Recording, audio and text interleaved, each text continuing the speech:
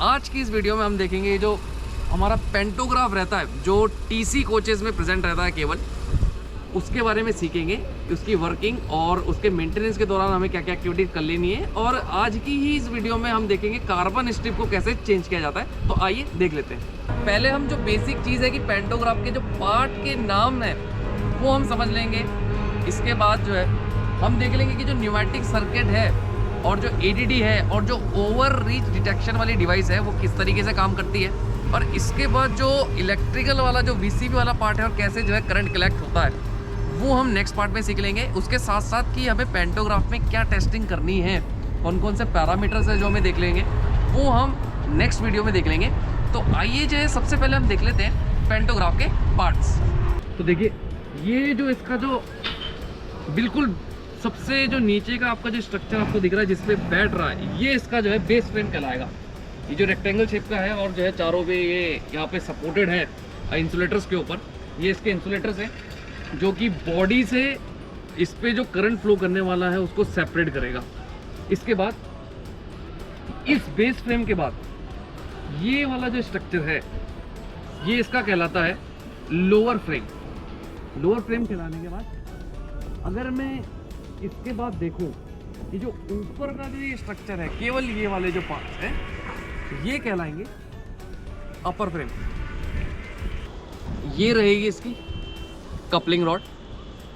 और अपर फ्रेम के बगल में अगर मैं देखूं तो ये रहेगा इसका पैरेलल गाइड आर्म।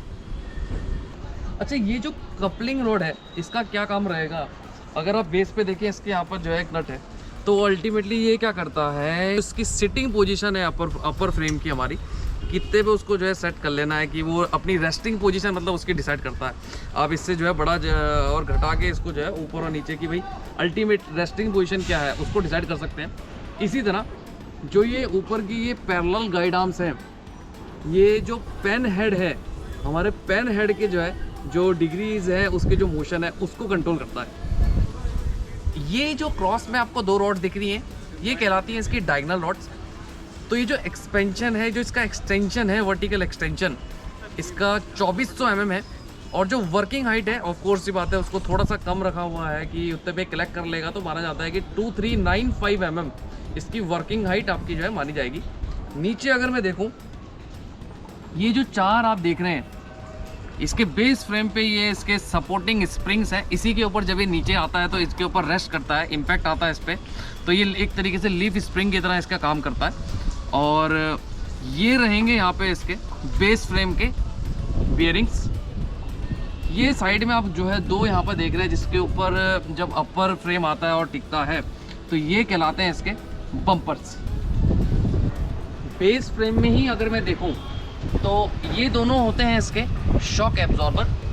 और पीछे से ये जो केबल्स हैं ये कहलाती है आपकी केबल्स और विद टर्मिनल्स। केबल्स के ही बगल में एक छोटी सी डिवाइस ये अगर आप देखेंगे तो ये है ओवर रीच डिटेक्शन। मतलब जो है पेंटो जब जो है मान लीजिए अपनी मैक्सिमम हाइट पे पहुंच चुका है तो यही डिवाइस उसे डिटेक्ट करेगी। और इसके चार सपोर्टिंग जो मैं आपको पहले से बता चुका हूँ ये रहेंगे इसके इंसुलेटर्स, जो बॉडी से कोच बॉडी से इसको तो इलेक्ट्रिकली सेपरेट करेंगे। अच्छा, ये हमने पेंटो को डाउन कर दिया है। तो ये जो पोर्शन है आपका जो अपर फ्रेम के ऊपर जो ये कार्बन स्ट्रिप्स वाला जो पार्ट है ये वाला, इसको हम कहते हैं पूरे को पेन हेड। पेन हेड में ये जो सेंटर वाली जो रॉड आप देख रहे हैं जिससे ये अपर फ्रेम में कनेक्टेड है ये कहलाएगी एपेक्स ट्यूब। इसके अलावा ये जो है आपके जो मेटल वाले पार्ट्स हैं जो एंड पे है, बीच में आपकी ये कार्बन स्ट्रिप है जिसे हम कार्बन स्ट्रिप बोल लेते हैं या स्लाइडिंग स्ट्रिप भी यही है, और कलेक्टर स्ट्रिप भी इसको जो है लोग बोल लेते हैं। इसके जो एंड्स में ये जो केवल मेटल के पार्ट्स हैं इस तरह से, ये रहेंगे आपके हॉर्न्स। इसे क्या है, इन्हें कहा जाता है हॉर्न्स। और यहाँ पे ये जो छोटी छोटी वायर्स हैं, ये जो वायर्स हैं ये कहलाई जाती हैं शंट वायर्स। और इसका यूज़ अब हर जगह जहाँ भी देखेंगे जो बेयरिंग्स हैं, बेयरिंग्स को बाईपास करने के लिए किया जाएगा। यानी जो है बेयरिंग के अपर आर्म में जो है पहले लगा दिया और लोअर आर्म पे जो है डायरेक्ट लगा दिया। अगर यहाँ पर से आपको दिखाऊँ तो जो है वहाँ पर भी नीचे भी रहते हैं और यहाँ पर भी। तो जब भी इसका फिटमेंट जो है कर लेना है तो ध्यान से ज़रूर देख लेना है कि ये जब भी आपने स्ट्रिप चेंज करी है कि ये जो है ज़रूर लगे होने चाहिए, क्योंकि यही जो है इससे जो करंट हमने कलेक्ट किया है वो यहाँ पे पहले एपेक्स ट्यूब तक पहुँचाएगा और एपेक्स ट्यूब से लेके ये जो अपर फ्रेम है, अपर फ्रेम तक पहुँचाएगा बेयरिंग को बाईपास करते हुए। अच्छा, एक और चीज़ देख लेते हैं कि जो यहाँ से जो ये वाली असेंबली है ये कहलाती है आपकी जो है रॉकर बॉक्स। और अगर मैं नीचे झुक के आपको दिखाऊं तो ये जो है इसका जो है सस्पेंशन टाइप सिस्टम इसमें दे रखा है, लीफ स्प्रिंग टाइप। ये जो इसकी लीफ्स हैं ये इसके जो है सस्पेंशन के लिए दी हुई है। अच्छा, ये दोनों कार्बन स्ट्रिप्स पे एडीडी का जो न्यूमेटिक कनेक्शन है वो दे रखा है। तो एडीडी क्यों रहता है इसको थोड़ा देर में देख लेंगे। इसके बाद ये रहेगा एयर बेलो यूनिट। जस्ट उसी के बगल में एक छोटी सी ये जो डिवाइस लगी है ये है आपका एडीडी ऑटो ड्रॉपिंग डिवाइस। देखिए, अब हम समझ लेते हैं कि पेंटोग्राफ एक्चुअली में जो है उठता कैसे है। तो मैं यहाँ पर आपको लाइन दिखाऊं, 3 लाइंस रहती हैं। केवल अभी फोकस करेंगे इस वाइट वाली लाइन पे। जैसे ही आप नीचे से कमांड देंगे, ये है प्रेशर इन की लाइन, यानी वाइट वाली जो लाइन है नीचे से जो प्रेशर आ रहा है वो इसी लाइन से जो है ऊपर आएगा। ऊपर आने के बाद ये आगे जो है चला जाएगा यहाँ से निकलकर एयर बेलो में। ये जो एयर बेलो है यहाँ पे, बेलो के अंदर जब जो है आप नीचे से प्रेशर आता है इस पर, तो इसके आगे ये जो वायर्स हैं ये इससे कनेक्टेड है। तो ये अल्टीमेटली क्या करता है, वायर में टेंशन देके, यानी जो यहाँ पे फोर्स ट्रांसमिशन है वो इस वायर से ही होने वाला है। ये जो लोअर फ्रेम के नीचे ये जो स्ट्रक्चर दिखा हुआ है आपका, ये कैम का है और कैम के थ्रू ही जो है ये वायर जो है खिंचती है, इसमें टेंशन आता है और तब जाके ये जो मेरा लोअर फ्रेम है ये मूव करता है, रोटेट करता है इस बेयरिंग के अबाउट। देखिए, एडीडी जो है पेंटोग्राफ पे बहुत एक इंपॉर्टेंट सिस्टम है जो कई बार जो है रेड कलर की फॉर्म में टीसीएमएस डिस्प्ले पर भी ग्लो करने लग जाता है। तो एडीडी क्यों दिया गया है? एडीडी इंटेंशनली जो है जानबूझकर एक डाला गया है कि मान लीजिए आपके पेंटोग्राफ में, चाहे मैं अपर फ्रेम्स की बात कर लूँ या फिर आपकी जो है सब डैमेज होने वाली चीज़ जो सबसे ज़्यादा वीक है इसमें वो है कार्बन स्ट्रिप्स। तो अगर कार्बन स्ट्रिप्स डैमेज हो जाती हैं किसी भी कारण की वजह से, हो सकता है जो है पेंटोग्राफ में कुछ आकर जो है टकरा जाए या फिर जो है आपकी OHE की वजह से, किसी भी कारण की वजह से, क्योंकि अगर पेंटोग्राफ का कार्बन स्ट्रिप डैमेज हो गई तो वो अल्टीमेटली हमारी जो OHE है उस सिस्टम को जो है डैमेज कर देगी, पूरे ब्लॉक सेक्शन को जो है ब्लॉक ही कर देगी। इसलिए अगर किसी भी ऐसी कंडीशन की वजह से कि मेरी कार्बन स्ट्रिप जो है डैमेज हो जाती हैं और या फिर सिस्टम में जो है कहीं ना कहीं जो है न्यूमेटिक लीकेज चालू हो जाती है, उस कंडीशन में तुरंत हमारा पेंटोग्राफ को डाउन करने के लिए एक सिस्टम डिज़ाइन किया गया है जो कि एडीडी कहलाता है, ऑटोमेटिक ड्रॉपिंग डिवाइस। एक डिवाइस यहाँ पे जो है लगी हुई थी, अगर मैं आपको दिखाऊं, और एयर बेलो से पहले ही एक टी जॉइंट लगाकर यहाँ पर जोड़ा गया है ये component ADD automatic dropping device. जो एडीडी है वो यहाँ पे इससे टी जॉइंट से ही, मतलब जो बेलो में जो प्रेशर जा रहा है वो मैंने यहाँ पे जोड़ लिया है।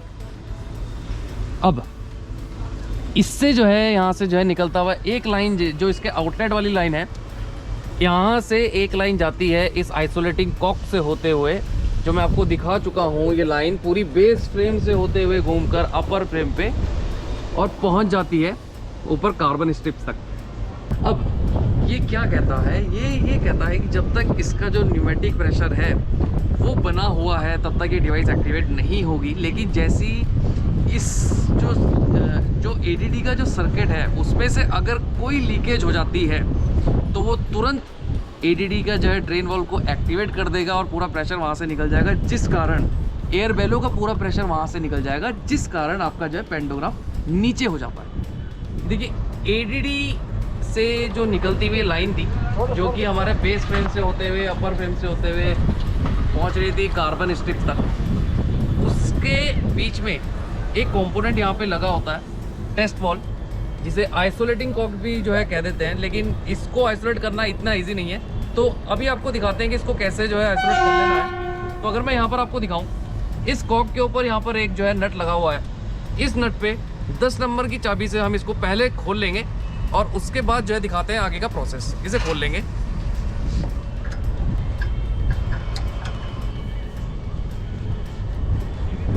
नट को खोल लेने के बाद इस पोजीशन से इस हैंडल को निकाल लेना है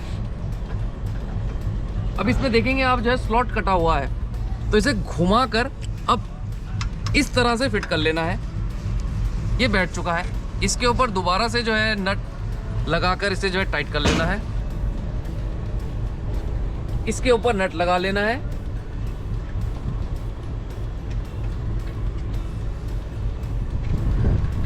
और अब आइसोलेट करने के लिए इसकी पोजीशन जो है इस तरीके से 90 डिग्री से आपने इसे घुमा लेना है। तो अब अगर मैं यहाँ पर से आपको दिखाऊं कि पेंटोग्राफ की जो ऊपर एडीडी की वायर जा रही थी उसमें कहीं से भी कुछ कट वट आपका जो है नोट में अगर हो जाता है, कुछ ऐसी कंडीशन है, तो उसको बाईपास करने के लिए अब अगर जो है यहाँ से कहीं से भी प्रेशर ड्रॉप होता है तो एडीडी डिवाइस उसको सेंस नहीं कर पाएगा और पेंटोग्राफ हमारा डाउन नहीं होगा। इसे मैं आपको जो है प्रूफ के तौर पे दिखा देते हैं। अगर मैं इन पाइप्स को खोल भी दूँ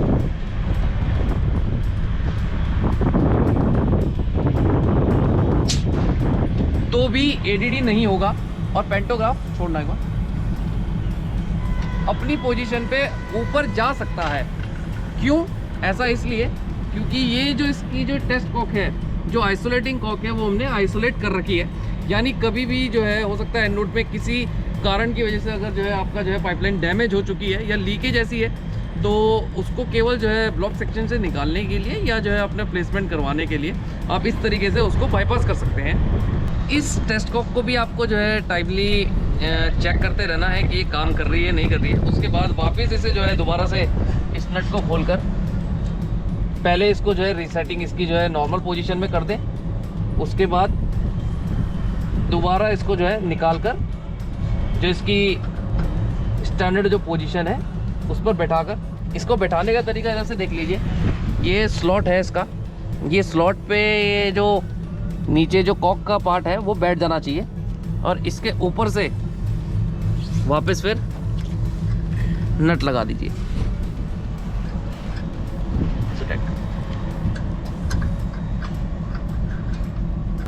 अब उसी कॉक से पहले जस्ट अगर मैं देखूं एडीडी से जो ये लाइन निकल रही थी यहाँ से टी से, एक तरफ तो मैंने जो है सप्लाई दे दी थी अपने कार्बन स्ट्रिप्स के लिए, जो दूसरी तरफ की इसकी लाइन है ये आगे चलकर जो है आ जाती है मेरा, तो ये ग्रीन वायर है तो ये आगे आ जाती है। जो ये ग्रीन वाली जो है आउटलेट का पाइप है, इसमें जो है एडी से निकलने वाली जो वायर है ये इसका आउटलेट रहेगा जो कि नीचे चला जाएगा वापस हमारा। तो एडीडी का काम आपको ऑलरेडी बता दिया है कि इसके सर्किट में कहीं भी अगर लीकेज होती है तो वो उसको सेंस करके जो बैलो का प्रेशर है उसको जो है ड्रेन आउट कर देगा। यानी जो वाइट वाली लाइन है उससे प्रेशर इनलेट आएगा और जो ग्रीन वाली लाइन है वो एडीडी का आउटलेट का प्रेशर है जो कि नीचे चला जाएगा।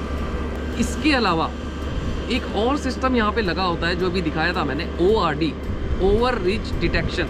यानी जब इसकी मैक्सिमम हाइट मान लीजिए पेंटो की जो है ऊपर हो चुकी है तो उसको ये डिटेक्ट करता है, उससे ऊपर जैसी जाएगा तो ये उस कंडीशन में भी इसको जो है ड्रॉप डाउन कर देगा।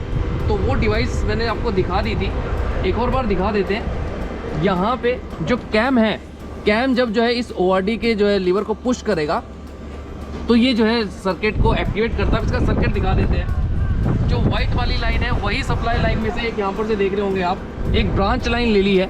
तो ये जो ब्रांच लाइन ली है यही चली जाएगी हमारा जो है इस ORD में, और ORD के जो आउटलेट वाली लाइन है जो इसके नीचे से निकल जाएगी वो आगे आके जो है मिल जाती है यहाँ। ये जो ब्लू वाली जो लाइन है, यानी ये जो ब्लू वाली लाइन है ये ORD की लाइन है। तो जैसे इसकी मैक्सिमम हाइट के ऊपर जो परमिसिबल हाइट है उसके ऊपर अगर पेंटोग्राफ रेज होने की कोशिश करता है किसी कारण की वजह से, तो उस समय यही जो ORD वॉल्व है वो उसी लाइन के थ्रू अपना सारा का सारा प्रेशर यानी बेलो का प्रेशर जो है ड्रेन आउट कर देगा और बेलो वापस अपनी जो है रेस्टिंग पोजीशन पे आ जाएगा। तो आइए अब सीखते हैं कि पेंटोग्राफ की जो कार्बन स्ट्रिप है, जिसे कलेक्टर स्ट्रिप भी हम बोल लेते हैं, उसको आज हम जो है चेंज करने वाले हैं। और जब भी इसे चेंज करें तो दोनों को पेयर में ही चेंज करें, इससे अनइवन जो वेयर होगा वो अवॉइड रहेगा। और जो कंपनी है शंक वो भी यही रिकमेंड करती है कि हमेशा इसको चेंज पेयर में ही किया जाए। देखते हैं, ये हमारे पुराने कार्बन स्ट्रिप्स हैं, ये हमारी नई कार्बन स्ट्रिप है। ये एडीडी के पॉइंट दोनों तरफ दिए रहते हैं। एक टाइम में आपको एक ही यूज़ कर लेना है। अब हम क्या करेंगे, जो ये पुरानी वाली हमारी कार्बन स्ट्रिप्स हैं, इसमें आप देखेंगे यहाँ पे 2 बोल्ट्स हैं और एक पॉइंट एडीडी वाला रहेगा। ऐसी जो है 2 बोल्ट इसमें इस तरफ भी है। केवल 2 बोल्ट्स इस तरफ और 2 राइट साइड की तरफ आपको खोल लेने हैं हर एक कार्बन स्ट्रिप में। एक ये बाहर की तरफ बोल्ट है, अंदर की तरफ आप देख रहे हो जो है ये एडीडी पॉइंट है। इसके बगल वाले में इन्होंने जो है हर कार्बन स्ट्रिप में एडीडी के बगल वाले में ही जो है इन्होंने शंट वायर्स ले रखी हैं। अच्छा, इस पे जो है जो ये सॉकेट जो यूज़ कर रहे हैं वो 13 नंबर का रहेगा। बोल्ट के नट खोल लेने के बाद ये जो एडीडी वाली जो आपकी जो है सप्लाई लाइन है, इसको भी घुमाकर खोल लेना है। लेकिन इस पाइप को अभी मत निकालिएगा, क्योंकि अगर पाइप आपने निकाला तो एडीडी होने की वजह से जो है पेंटो आपका जो है ड्रॉप डाउन हो जाएगा। तो पेंटो को पहले जो है नीचे करवा लीजिए, उसके बाद जो है पाइप को खोलना बहुत ईजी हो जाएगा। इस पाइप लाइन को खींचकर इस तरह अलग कर देंगे, दोनों कार्बन स्ट्रिप से अलग कर देंगे।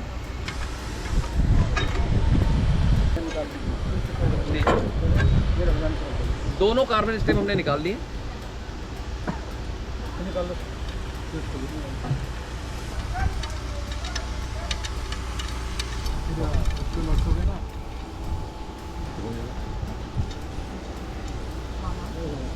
वॉशर निकाल कर दोनों तरफ से होल्स में इसको जो है बिठाकर पहले शंट वायर लगाएं, उसके बाद वॉशर और उसके बाद नट लगाकर इसे टाइट कर दें।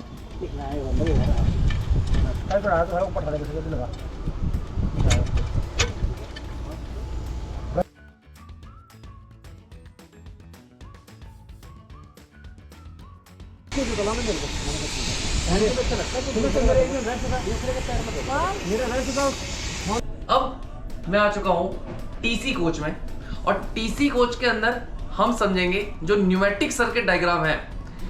ऑक्सिलरी एयर कंप्रेसर ने प्रेशर बना दिया था, जिसकी वीडियो का लिंक मैं इसके डिस्क्रिप्शन में दे दूंगा।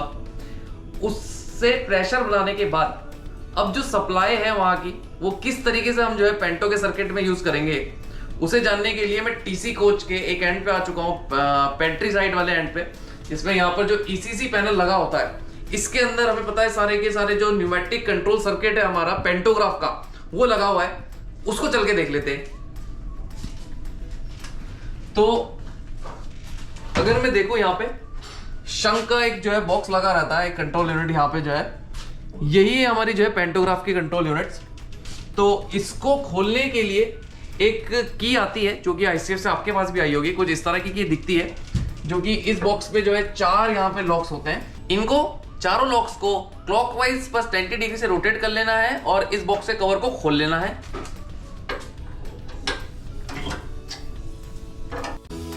आइए समझ लेते हैं पेंटोग्राफ का pneumatic control system. Baby compressor से प्रेशर आता है यहाँ फिल्टर असेंबली पर, आगे जाएगा इस 5/2 वॉल्व में, जिसके एक तरफ है ये पेंटो को नीचे करने की सोलेनोइड, दूसरी तरफ है पेंटो उठाने की सोलेनोइड। पेंटो उठाने के लिए टीसीएमएस से कमांड आएगी इस सोलेनोइड पर, तो ये वॉल्व ओपन हो जाएगी और प्रेशर आगे चला जाएगा। ये है एक और फिल्टर असेंबली, जहां से निकलकर आगे है प्रेशर रेगुलेटिंग वॉल्व, जिसके बाद टी जॉइंट पे यहाँ लगी है सेफ्टी वॉल्व। आगे इस तरफ रहेगी रेजिंग की थ्रॉटल वॉल्व, जो धीरे धीरे प्रेशर आगे भेजेगा यहाँ 3/2 वॉल्व में, जो न्यूमेटिकली ऑपरेटेड है, यानी यहाँ से प्रेशर आने पर ये वॉल्व को ओपन करेगा और ये प्रेशर आगे चला जाएगा व्हाइट लाइन यानी ऊपर बेलो में। ये है ग्रीन लाइन ऊपर से आती हुई एडीडी की, और ये है ब्लू लाइन ऊपर से आती हुई ओआरडी की। ये है प्रेशर गवर्नर्स इन दोनों लाइंस के। अब अगर हम लोवरिंग का सर्किट समझें, तो पेंटो नीचे करने की कमांड मिलती है इस लोवरिंग वाली सोलेनोइड को, जिसके बाद आगे कोई भी प्रेशर नहीं जाता, जिस कारण ये 3/2 वॉल्व आउटलेट वाली लाइन को एग्जॉस्ट से जोड़ देगा, जिस पर लगी है पेंटो लोवरिंग की थ्रॉटल वॉल्व, जिससे धीरे धीरे पेंटो के बेलो का प्रेशर निकल जाएगा। इस पर भी आगे एक सेफ्टी लगी होती है। अब जो ऑक्सिलरी एयर कंप्रेसर ने सप्लाई बना दी थी, मैं नीचे की तरफ यहाँ पे जो है 2 लाइन देखता हूँ। ये दोनों लाइन नीचे से ही आ रही हैं। तो जो आपको ये वाली लाइन दिख रही है, ये जाएगी वीसीबी के लिए, एक मेन वीसीबी के लिए, एक जो है आरवीसीबी के लिए, यहाँ से जो है डिवाइड हो रही है। इस लाइन के बारे में अगले वीडियो में देख लेंगे। हमको भी फोकस करना है इस वाली लाइन पर, जो ये अंदर वाली लाइन आ रही है, ये रहेगी हमारी जो है पेंटोग्राफ की लाइन। ये ऊपर आ जाती है और ऊपर होकर इस तरीके से एक फ्लेक्सिबल पाइप के थ्रू सबसे पहला कंपोनेंट जो आपको ये पड़ने वाला है, ये मेन जो है आपका जो है इसका जो है स्विच पड़ेगा पूरे पेंटोग्राफ के सर्किट का। अगर मैं इस की को इस तरीके से जो है रोटेट कर देता हूं तो पूरे पेंटोग्राफ की सर्किट ही यहां से ऑफ कर देगा। और हम सबको पता है कि यही वो की है जो हमको जो है पूरे वीसीबी को ग्राउंड करने के लिए, जो हम इसको निकालने के बाद जो है ग्राउंडिंग इसकी करते हैं वीसीबी की, वो यहीं से करते हैं। अब अगर मैं इस की को जो है घुमा के लॉक कर देता हूं तो पेंटोग्राफ की पूरी सप्लाई कट जाएगी और पेंटोग्राफ रेज नहीं होगा। इसके एग्जॉस्ट रहेगा इसके नीचे से, इस फ्लेक्सिबल पाइप के थ्रू सप्लाई डायरेक्टली आ जाएगी यहां इस नीचे वाले पैनल पे। इस पॉइंट पर मेरी जो है इनलेट प्रेशर की जो है सप्लाई आ चुकी है, जो ये आगे आ जाएगी, पहुंच जाएगी यहाँ पे हमारे जो है एफआरएल यूनिट पे। ये इसका इनलेट साइड है और ये एफआरएल यूनिट की आउटलेट साइड है, जो कि जा रही है इस 5/2 5/3 वॉल में। ये है इसकी लोवरिंग की जो है सोलेनोइड, ये है इसकी रेस करने की सोलेनोइड। जैसे अभी हमने इस वाले कंपोनेंट का जो है पेंटो लोअर डाउन कर रखा है, इसलिए इसमें आप देख रहे हैं जो है ग्रीन वायर जल रही है। रेजिंग की कमांड मिलने पर इस 5/3 वे वॉल्व का ये रही जो रेजिंग वाली सोलेनोइड है, ये एक्टिवेट हो जाएगी। यहाँ पर एक ग्रीन कलर की लाइट जल जाएगी, जैसे इस समय जो है लोअरिंग वाले पे जल रही है। और कमांड मिलते ही जो इसका आउटलेट का पोर्ट है, ये पोर्ट ओपन हो जाएगा और प्रेशर सप्लाई यहाँ से आगे चली जाएगी ऊपर इस न्यूमेटिक सर्किट के बॉक्स में, कंट्रोल बॉक्स में। और इस कंट्रोल बॉक्स में जो सबसे पहला एलिमेंट है वो अंदर की तरफ लगा रहेगा, जो सप्लाई आएगी। तो ऊपर बॉक्स में यहाँ पे सबसे पहला कंपोनेंट पड़ेगा आपका जो है एफआरएल यूनिट। उसके बाद ये इसका आउटलेट आ जाएगा इस प्रेशर रेगुलेटिंग जो है वॉल्व में, जिसमें यहाँ पे एक प्रेशर गेज भी लगा है। इसके आगे यहाँ पे एक एडजस्टिंग बोल्ट दे रखा है। तो ये जो पीआरवी है दरअसल यही है जिससे हम जो पेंटोग्राफ का जो फोर्स है 80 न्यूटन प्लस माइनस 5 न्यूटन जो कांटेक्ट फोर्स है, प्रेशर बढ़ाना है आउटलेट का, घटाना है, वो इससे ही किया जाता है। प्रेशर रेगुलेटिंग वॉल्व से हम जो है घटा और बढ़ा सकते हैं, ताकि कांटेक्ट फोर्स जो हमको अचीव करना है पेंटोग्राफ का, वो हम अचीव कर लेंगे। ऊपर से इसका इनलेट था, नीचे से इसकी जो है आउटलेट की लाइन है। आउटलेट की लाइन में हम यहाँ पर से देख पा रहे हैं एक ये कंपोनेंट है, ये रहेगा इसका सेफ्टी वॉल्व। किसी भी कारण की वजह से जब भी प्रेशर अपनी लिमिट से ज्यादा हो जाएगा तो पेंटोग्राफ के सर्किट की सेफ्टी के लिए ये वॉल्व ब्लोन ऑफ हो जाएगी। तो प्रेशर रेगुलेटिंग वॉल्व्स के आउटलेट पे मैंने देखा एक ब्रांच पाइप लगा के हमने सेफ्टी वॉल्व लगा रखी है। उसके बाद ये आगे चला जाता है और अगला कंपोनेंट जो इस पे पड़ता है वो है रेजिंग की थ्रॉटल वॉल्व। रेजिंग की थ्रॉटल वॉल्व ये रही आपकी एक छोटी सी ब्लैक कलर की रेजिंग की थ्रॉटल वॉल्व, जिसके आगे यहाँ पे जो स्क्रू लगा है इस एंड पे, ये रहेगा इसको एडजस्ट करने का। और ये रही इसके बाद ये सप्लाई आउटलेट चली जाएगी डायरेक्ट। आपका ये 3/2 वे वॉल्व है और 3/2 वे वॉल्व से होती हुई डायरेक्टली ये इस समय नॉर्मल कंडीशन पे आगे चला जाएगा। व्हाइट कलर की जो है इस न्यूमेटिक सप्लाई लाइन में जो टैग हो रखा है डायरेक्टली ऊपर भी जो है व्हाइट कलर का जो न्यूमेटिक पाइपलाइन हमने दिखाई थी, जो सप्लाई की पाइपलाइन है, वो यहां से चली जाएगी। ये 3/2 वे वॉल्व न्यूमेटिकली ऑपरेटेड है, यानी इस पे अगर मैं दिखाऊं ऊपर से एक पायलट प्रेशर भी जो है मैंने डायरेक्टली पीआरवी से पहले जो है इसको दे रखा था, यहाँ से डायरेक्टली इसको ऑपरेट कराने के लिए ही दे रखा है। यानी जब मैंने रेस की कमांड दे रखी तो इसमें प्रेशर रहेगा और ये जो एग्जॉस्ट का पोर्ट है इसका 3/2 का, उसको बंद रखेगा। लेकिन जैसे ही मैं अब पेंटो को लोअर करने की कमांड दूंगा तो होगा क्या कि नीचे से मैंने जो 5/2 वे वॉल्व दिखाई दी, इस सोलेनोइड पे सप्लाई आएगी और ये आगे जो सप्लाई जा रही थी उसको कट डाउन कर देगा। और अल्टीमेटली ये जो 3/2 वे वॉल्व का पायलट प्रेशर था इसको ऑपरेट करवाने का, ये भी कट डाउन हो जाएगा। और ये इसका एग्जॉस्ट पोर्ट है।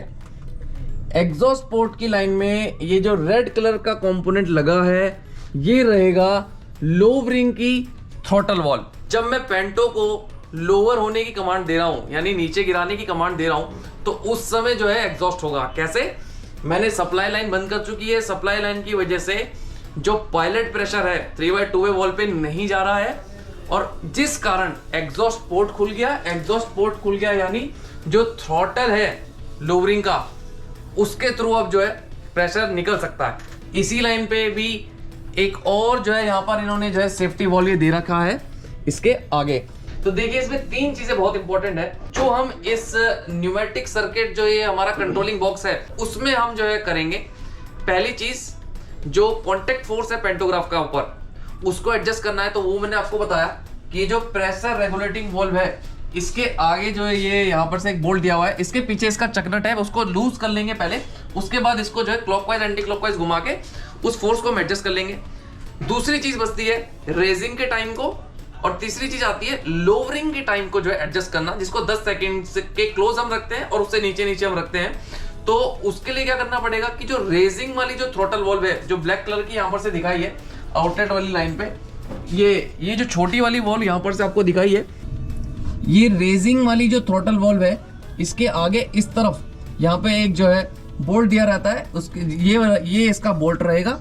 इससे हम इस थ्रॉटल वॉल्व के पोर्ट को एडजस्ट कर सकते हैं जिससे रेजिंग और जो टाइमिंग है वो एडजस्ट हो जाएगी। इसी तरह जो लोवरिंग की थ्रॉटल वॉल्व है यानी जो है पेंटोग्राफ नीचे गिराने वाली है तो उसकी जो टाइमिंग है एडजस्ट करने की वो ये जो एग्जॉस्ट वाला पोर्ट था 3/2 वे वॉल्व के, ये जो रेड कलर का जो है लोवरिंग का थ्रॉटल वॉल्व है इसको भी जो है हम जो है घुमाकर इसकी जो लोवरिंग का टाइम है उसको एडजस्ट कर सकते हैं। जो वाइट वाली मार्क्ड न्यूमेटिक लाइन है ऊपर आपको जो है दिखा दिया था कि वो सप्लाई की लाइन है, वहां पर जो है उससे बेलो पे प्रेशर जाएगा और वो उसकी वजह से पेंटो रेज होगा और जब मैं लोवरिंग की कमांड दूंगा तो यहाँ पे मैंने आपको दिखा दिया कि सोलेनॉइड ऑपरेट हो जाएंगी और वो सप्लाई जानी बंद हो जाएगी, जिसकी वजह से पहले 5/3 वे वॉल्व की सोलेनॉइड ऑपरेट होगी तो वो आगे सप्लाई ही नहीं भेजेगी और जब पायलट प्रेशर नहीं मिलेगा तो 3/2 वे वॉल्व की जो है वो आउटलेट पोर्ट को ओपन कर देगा जिससे एग्जिट के थ्रॉटल से पूरी एयर एग्जॉस्ट हो जाएगी। अब इसमें 2 और कंडीशन ऊपर आपको जो है दिखाई थी, एक एडीडी जो है वहां पे लगाया हुआ था एज वेल एज एक ओआरडी यानी ओवर रीच डिटेक्शन की डिवाइस हमने जो है वहां पे लगाई हुई थी। तो दोनों के जो एग्जॉस्ट पाइप्स थे दिखा दिया था, एक का ग्रीन है एक का ब्लू पाइप है। दोनों जो है ऊपर की जो सप्लाई है उनकी आ जाती है यहाँ पे, जो ऊपर वाली लाइन है ये है ग्रीन वाली लाइन और जो ये मिडल वाली लाइन है ये है ब्लू वाली लाइन। दोनों लाइंस की सप्लाई आ जाती है यहाँ पर ये लगे न्यूमेटिक कंट्रोल बॉक्स में लगे 2 प्रेशर गवर्नर्स में। इनमें से एक प्रेशर गवर्नर एडीडी का है और एक प्रेशर गवर्नर ओआरडी का है। काम वही रहेगा जैसे हमारे न्यूमेटिक सिस्टम में रहता है कि प्रेशर की रेंज को सेंस करना। जो एडीडी का प्रेशर गवर्नर है उसकी सेटिंग 2.7 से 3.0 पे सेट है और जो ओआरडी का प्रेशर गवर्नर है वो 0.5 से 1.5 पे सेट है। जैसे ही उनके जो लिमिटिंग प्रेशर्स हैं उसको सेंस कर लेगा तो वो टीसीएमएस को डायरेक्टली जाए यहाँ से कमांड दे देगा कि एडीडी वाला बता देगा कि मेरा जो प्रेशर है वो गिर चुका है। उसकी कमांड जैसे ही आपके टीसीएमएस को मिलेगी टीसीएमएस फर्दर आपके जो है स्क्रीन पे टीसीएमएस डिस्प्ले में जो है शो कर देगा। जब भी ओआरडी की कमांड ऐसे ही सिमिलरली जब वो सेंस करता है तो उस केस में भी जो है वो एग्जॉस्ट करवा के वहां पे जो है टीसीएमएस को जानकारी दे देगा कि ओवर रीच डिटेक्शन यानी जो है जो पेंटोग्राफ है अपनी जो है मैक्सिमम हाइट पे जो है खुल चुका है। उसके बाद जो भी उसको एक्शन करना है उसको ड्रेन करना है। फर्दर टीसीएमएस इन्हीं प्रेशर गवर्नर की बेसिस पे जो कमांड उसको मिलने वाली है उसके बेस पे करेगा। तो आज की इस वीडियो में हमने देखा पेंटोग्राफ के बेसिकली पार्ट्स के नाम हमने जाने, पेंटोग्राफ में क्या क्या पार्ट लगे रहते हैं और उसकी जो सप्लाई लाइंस है उसके 2 बहुत इंपॉर्टेंट कंपोनेंट्स एडीडी और ओआरडी और किस तरह से जो है न्यूमेटिक सर्किट इसका काम करता है और पेंटो की कार्बन स्ट्रिप को किस तरीके से चेंज किया जाता है। उसके बाद हमने जो है देख लिया है कि जिसमें 3 बहुत इंपॉर्टेंट चीज है, कॉन्टेक्ट फोर्स, रेजिंग और जो लोवरिंग का टाइम है और कॉन्टेक्ट जो फोर्स है उसको एडजस्ट कैसे किया जाता है। बहुत सिंपल है, मैंने आपको तीनों जो है जगह दिखा दी है जहां से इसको एडजस्ट किया जाएगा। अगले पार्ट में हम कवर करेंगे जो वीसीबी का सर्किट है, और वीसीबी के बाद जो इलेक्ट्रिकली जो सप्लाई है किस तरीके से, आर वीसीबी कहाँ पे है, मेन वीसीबी कहाँ पे है, किस तरीके की सप्लाई जो 25 केवी है वो नीचे आ जाएगी और उसके बाद कन्वर्जन होगा उसका। इसके अलावा जो मेन फोकस अगले पार्ट में हमारा रहने वाला है वो रहने वाला है कि पेंटोग्राफ के एग्जामिनेशन में हमको क्या क्या चीजें एग्जामिन कर लेनी है, जो हमारे जो वीकली शेड्यूल्स हैं या जो डेली हम जो है उसका जो है मेंटेनेंस कर रहे हैं, एग्जामिनेशन कर रहे हैं, तो उसमें हमें क्या क्या चीजें देखनी है और क्या क्या चीजें जरूरत पड़ने पर रिप्लेस करनी है, वो सब हम जो है अगले पार्ट में देख लेंगे। इसके अलावा मैं पहले भी बता चुका हूं कि एक ट्रबल शूटिंग की वीडियो हम न्यूमेटिक सर्किट जो हमारे ब्रेकिंग है उस पर करना चाह रहे हैं, तो उसके लिए जो आपके क्वेश्चनिंग्स हैं वो कमेंट सेक्शन में जरूर जो है लिख दीजिएगा, ताकि हम अपने ट्रबल शूटिंग की वीडियो में, जिसमें हम जो मेन जो है जैसे सेक्शन है कि भाई अगर ब्लॉक सेक्शन में एमआर के पाइप में जो है डैमेज हो गया किसी कोच में कंप्लीटली, या बीपी के पाइप डैमेज हो गए, उस कंडीशन में जो है कैसे करना है। तो इसके अलावा अगर किसी टाइप के जो है क्वेश्चंस है तो जरूर जो है कमेंट बॉक्स में लिखें। आज के लिए बस इतना ही, थैंक यू।